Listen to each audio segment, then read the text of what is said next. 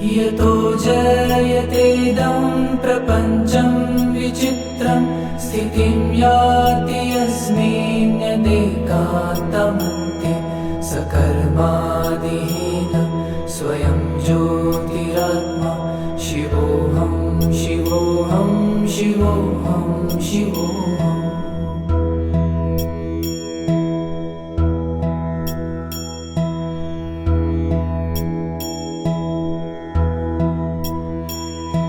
महादेव शम्भो गिरीश त्रिशूलं स्त्वयिदं समस्तं विभाति तस्मात् शिवदान्यथा दैवतं नाभिजाने शिवोऽहं शिवोऽहं शिवोऽहं शिवोऽहम्।